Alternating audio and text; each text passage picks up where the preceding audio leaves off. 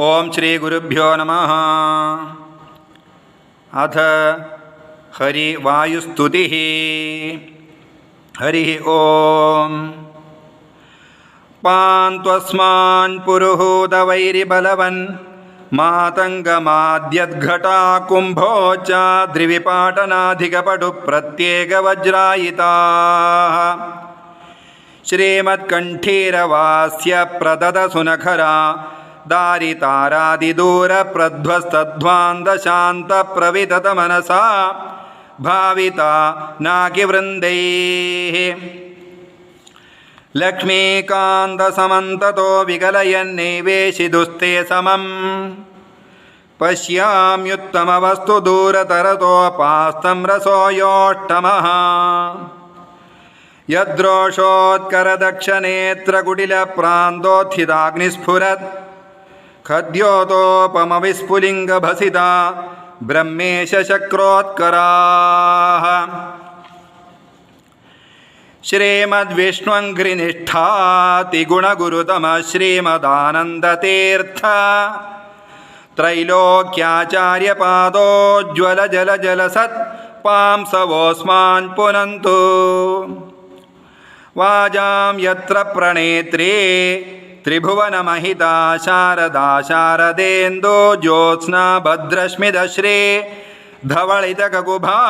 प्रेमभारं बभार उत्कण्ठा कुण्ठकोलाहलजवविदिता जस्रसेवानुवृद्ध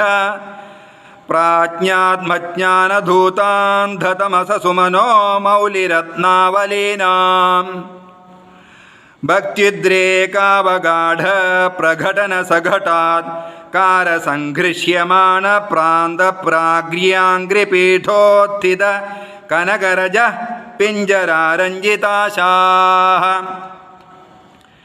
जन्माधिव्याध्युपाधिप्रतिहति विरह प्रापकाणां गुणानाम् अग्र्याणामर्पकाणां चिरमुदितचिदानन्दसन्दोहदानाम् एतेषामेष दोषप्रमुषितमनसां द्वेषिणां दूषकाणां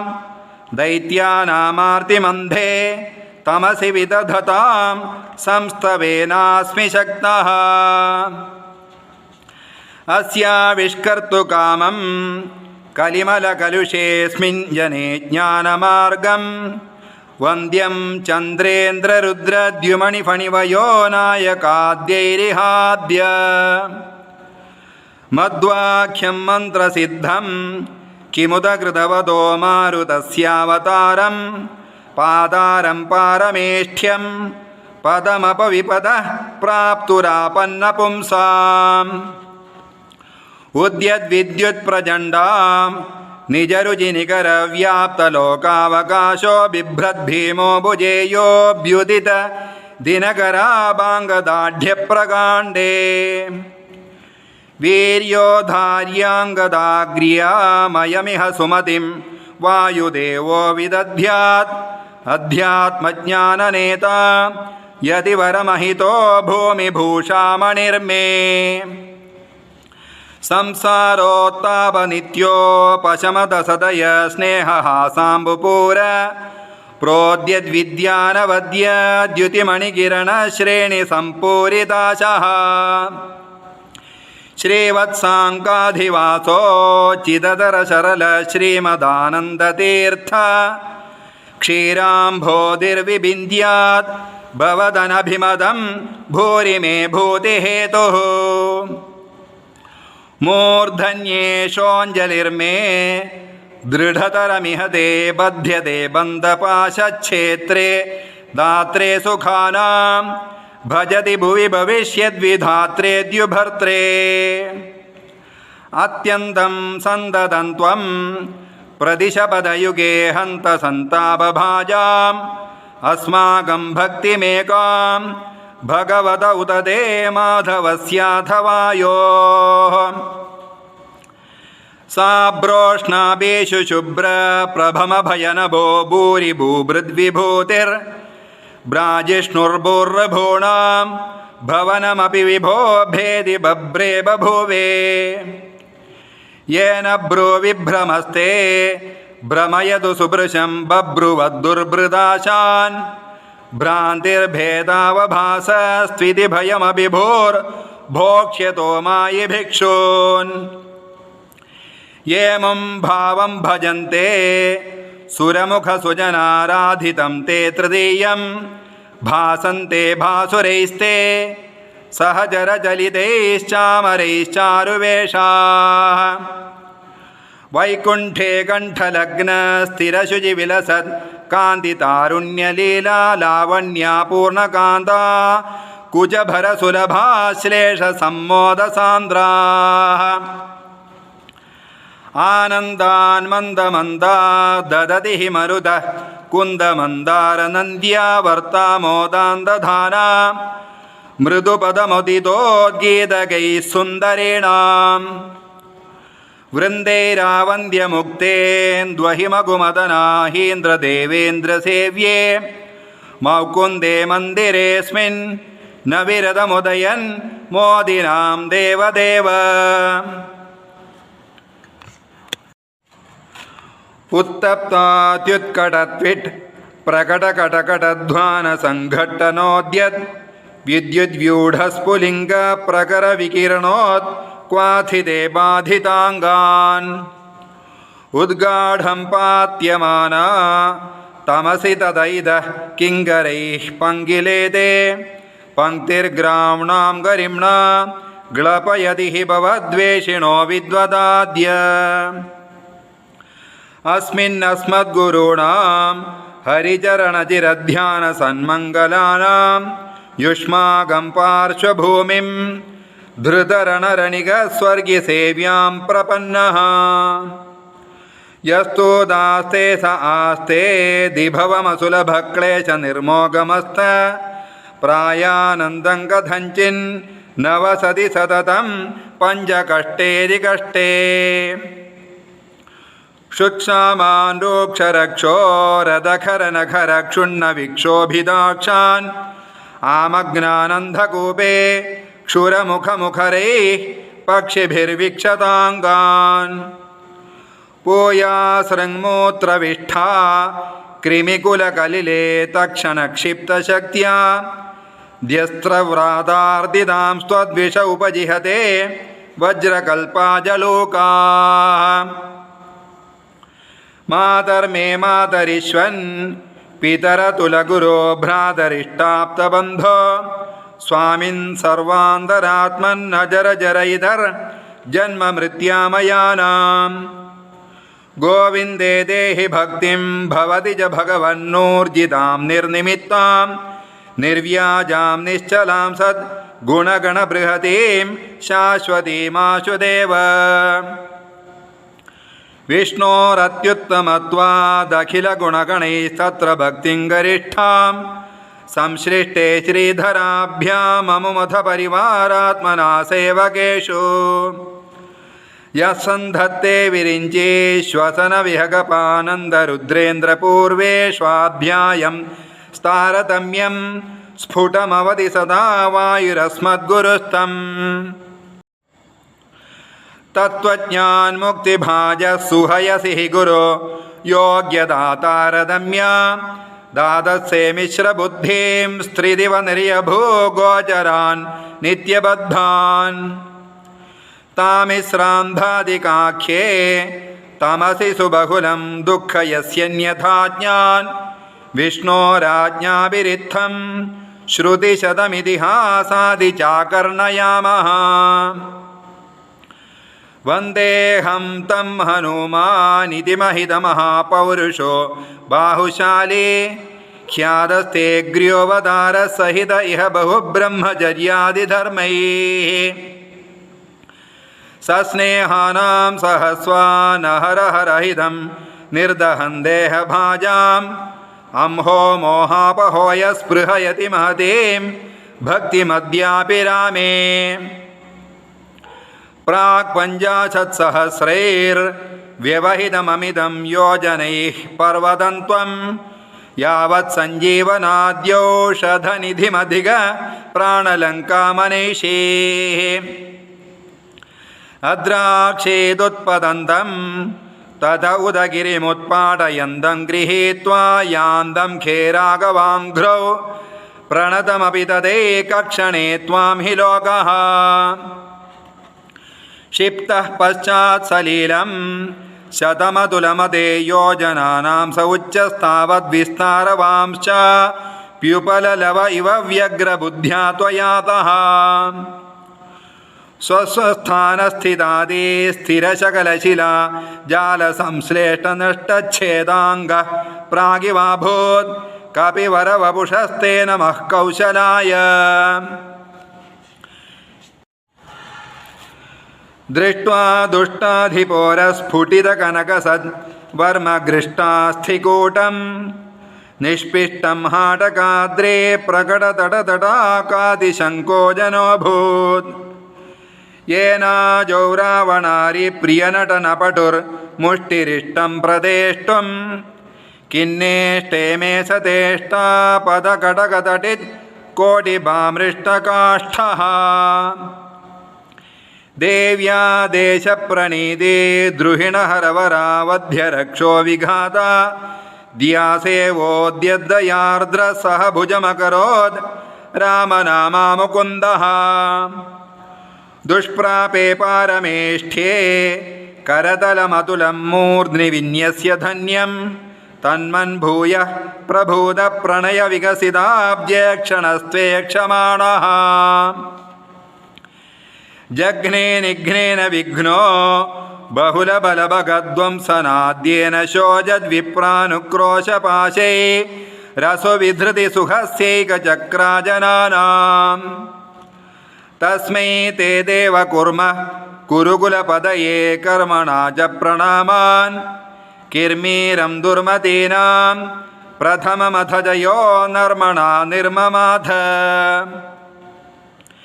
निर्मृद्गन्नत्ययत्नं विजरवरजरासन्धकायास्ति सन्धेन् युद्धे त्वं स्वध्वरेव पशुमिव दमयन् विष्णुपक्षद्विडेशं यावत् प्रत्यक्षभूतं निखिलमखभुजं तर्पयामासि धासौ तावत्यायोजितृप्त्या किमु वद भगवन् राजसूयाश्वमेधे क्षेलाक्षीणाट्टहासं तवरणमरिहन्नुद्गदोदामबाहोर्बह्वक्षौहिण्यनीकक्षपणसु निपुणं यस्य सर्वोत्तमस्य शुश्रूषार्थञ्च कर्थ स्वयमयमिह संवक्तुमानन्दतीर्थ श्रीमन्नामं समर्थस्त्वमपि हि युवयोः पादपद्मं प्रपद्ये द्रुह्यन्ते हृद्रुहं मां द्रुतमनिलबलाद्रावयन्तीमविद्यानिद्रां विद्राव्य सद्यो रजनपटुमथापाद्य विद्यासमुद्र वाग्देवी सासु विद्या द्रविणदविदिता द्रौपदी रुद्रपत्न्या दुद्रिक्ता द्रागभद्रा द्रहयतु दयिता पूर्वभीमाज्ञया ते याभ्यां शुश्रूषुरासेः कुरुकुलजनने शत्रविप्रोदिताभ्यां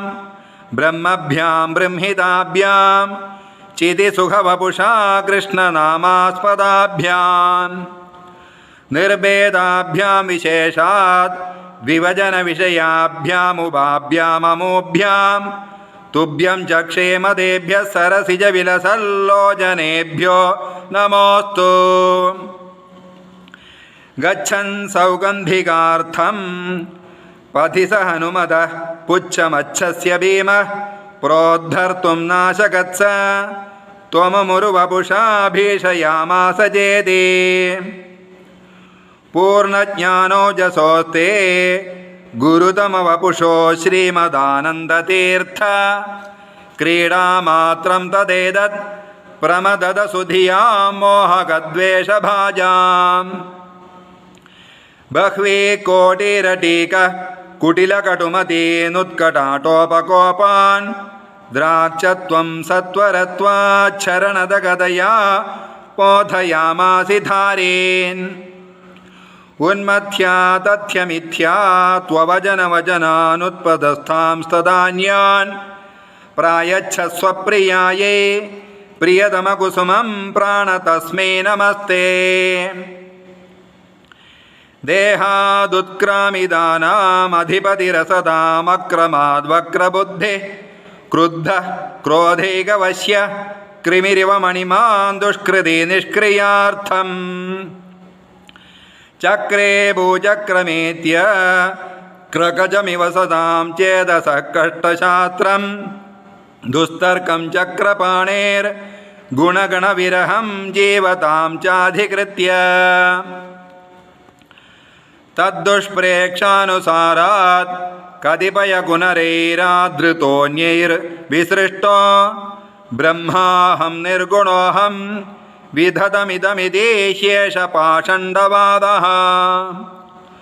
तद्युक्त्या भासजालप्रसरविशतरूदाहदक्षप्रमाण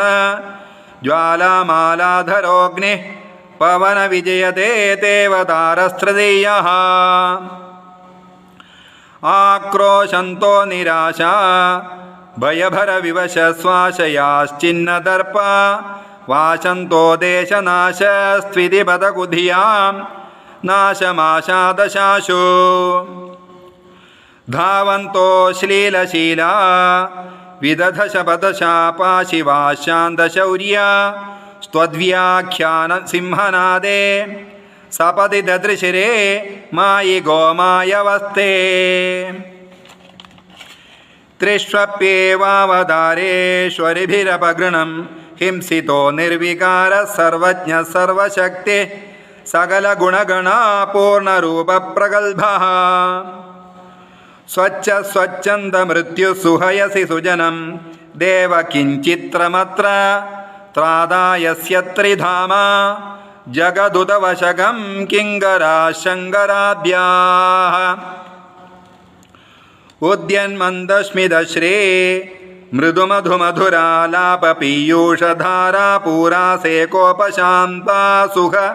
सुजनमनोलोचना पीयमानम् सन्द्रक्ष्ये सुन्दरं सन्दुहदिह महदानन्दमानन्दतीर्थ श्रीमद्वक्त्रेन्दुबिम्बं दुरितनुदुदितं नित्यदाहङ्कदानो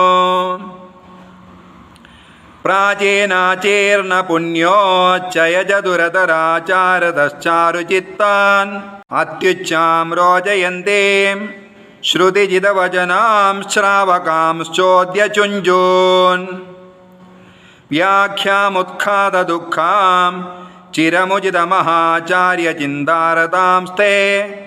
चित्रां सच्चास्त्रकर्तश्चरणपरिचरान् श्रावयास्मांश्च किञ्चित् पीठे रत्नोपक्लृप्ते रुचिररुचिमणिज्योतिषा सन्निषण्णं ब्रह्माणं भाविनं त्वां ज्वलति निजपदे वैदिकाद्या हि विद्याः सेवन्ते मूर्तिमत्यः सुचरितचरितं भाति गन्धर्वगीतं प्रत्येकं देवसंसत् स्वपि तव भगवन्नर्ति तद्योवदोषु सानुक्रोशैरजस्रं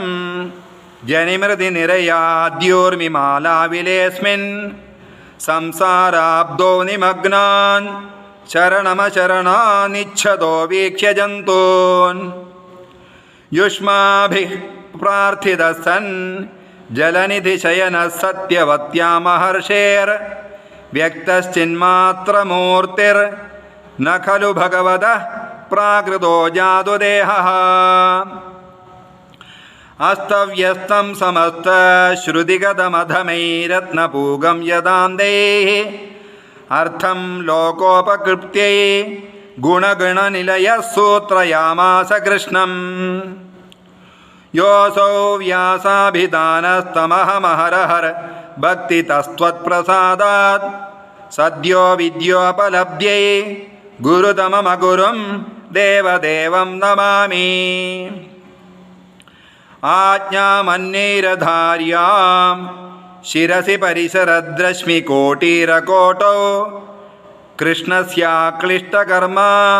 दददनुचरणादर्थितो देवसङ्घैः भूमावागत्य भूमन्नसुकरमकरोर्ब्रह्मसूत्रस्य भाष्यं दुर्भाष्यं यस्य दस्योर्मणिमत उदितं वेदसद्युक्तिभिस्त्वं भूत्वा क्षेत्रे विशुद्धे द्विजगणनिलये रूप्यपीठाभिधाने तत्राभिब्रह्मजादिस्त्रिभुवनविशदे मध्यगेहाख्यगेहे पारिव्राज्याधिराज पुनरपि बदरीं प्राप्य कृष्णं च नत्वा कृत्वा भाष्याणि सम्यक् व्यदनुत च भवान् भारतार्थप्रकाशम् वन्दे तन्त्वा सुपूर्णप्रमतिमनुदिना सेवितं देववृन्दैर्वन्दे वन्दारुमीशे श्रिय उत नियतं श्रीमदानन्दतीर्थम् वन्दे मन्दाकिनी सत्सरितमलजलासेकसाधिक्यसङ्गं वन्देऽहं देवभक्त्या भवभयदहनं सज्जनान्मोदयन्तम् सुब्रह्मण्याख्यसूरेः सुत इति सुभृशं केशवानन्दतीर्थ श्रीमत्पादाब्जभक्तस्तुतिमकृतहरेर्वायुदेवस्य चास्य